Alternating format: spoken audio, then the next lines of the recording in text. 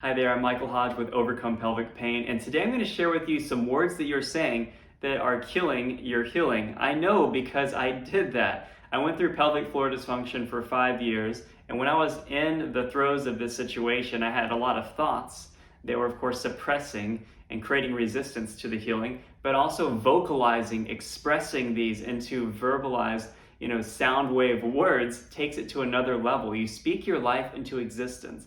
And this isn't just a spiritual aphorism. This is actually science. This is psychoneuroimmunology. If you study the science of how the mind affects the body, our inner environment, our thoughts, our emotions literally have an effect on matter, meaning that whenever we are very conscious of the words that we use, especially speaking them out loud, but also the thoughts that we are thinking, this will make a dramatic change and shift in our healing. The first phrase is, I'll give it a try. This is pretty natural whenever you're really down on yourself and you've been in a chronic ailment for several years or months or whatever it is, and you've tried a lot of different things you could say. Whenever you approach it this way though, you're already saying, I'll give it a try. I don't know, it might work, it might not. I don't really want to get my hopes up. But if you don't want to get your hopes up, you're also saying that you're not choosing healing. You're not choosing the fact that I'm whole and complete. And this is something that is accessible to me now. So be very careful whenever you already shoot yourself down before you even begin something by having a very low level statement of expectation. Another is, I'm sick, or I have X ailment or X issue with my body. Now, of course, if it comes up with a medical practitioner, you really need to tell someone specifically what's happening, definitely state it. But what happens is you start to create your identity around a particular thing, like, I'm someone who suffers from this. I have this particular situation. Even though you're like, no, of course I don't want to be that person. Why would I want to be someone who has headaches all the time or has pelvic pain all the time? But you can easily create an identity around something that you don't like, but it still becomes an aspect of you. Another is, nothing ever works. And I know I've said this before as well. You're just like, nothing ever works. Like, I've done everything. Well, of course, those are absolutes. Everything or always or forever or never, things like that, right? But the thing is, whenever we say that, we're again setting the expectation that nothing is working, nothing's going to work, and you're going to continue to have that experience in your life, even if you're looking at things such as at the level of subconscious programming, at the level of your subconscious mind. It's getting this input and it's going to maintain the experiences and the actions that are going to reflect this belief that you have within you. Another one's pretty sneaky, and it's, I'm healing. What's happening here is that you're in a state of healing. I'm healing, I'm getting better, I'm becoming it someday. I'm going to be there, I'm going to be healthy again, I'll be strong again someday.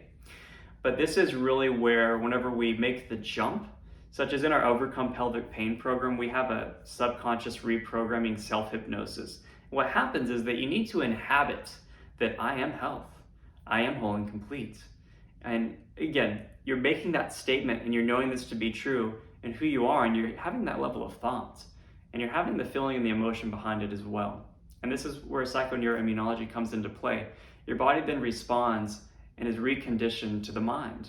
And epigenetically, your DNA can upregulate, and so many other wonderful things can happen at the physiological level within your body whenever you create this initiation at the level of the mind, and it passes and travels through the nervous system. And then your body will reflect this new truth rather than, I'm healing, I'm getting better, I'll get there.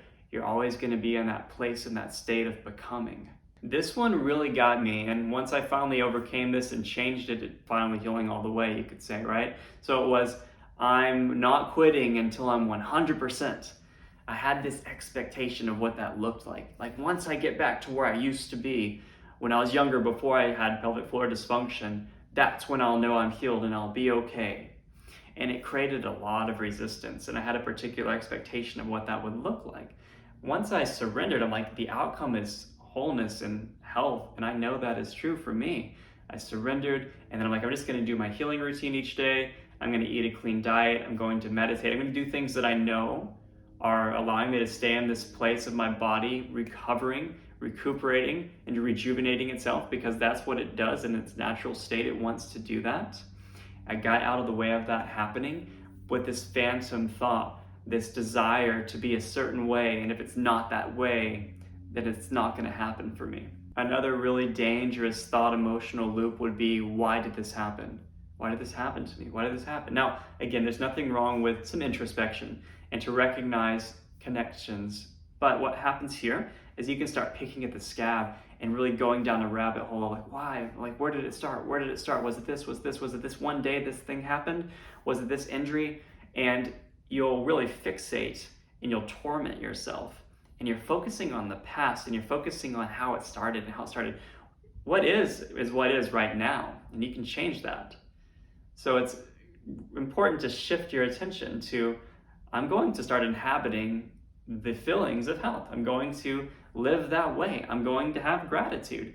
I'm going to do the things that my program guides me to do, that my practitioners are guiding me to do, but I'm not going to entertain these thoughts of looking down into the past, looking in the rearview mirror, which would lead you to crashing. And finally, this has been going on for X amount of time. I've been going through this already for 5 years, 2 years, 2 weeks, 20 years, 7 months. It doesn't really matter, but you're fixating on how long it's been. It's kind of another version of like, where did this start from, or from whence did this come out? But whenever we fixate on how long it's been, like, I've been going through this for 7 years. Oh, really? I've been going through it for 8 years. Who should we have more pity on? We don't want to put ourselves into the victimization of past that has been building up over time. Again, totally let it go. Whether it's been a week or 10 years, let all of that go. And just know today that I am whole and complete, I am health. Make that choice. Start reprogramming your subconscious. Allow your life to support the changes through moving, doing healing routines, stretching programs, whatever it could be, following your practitioner's guidance, and know that to be true for you.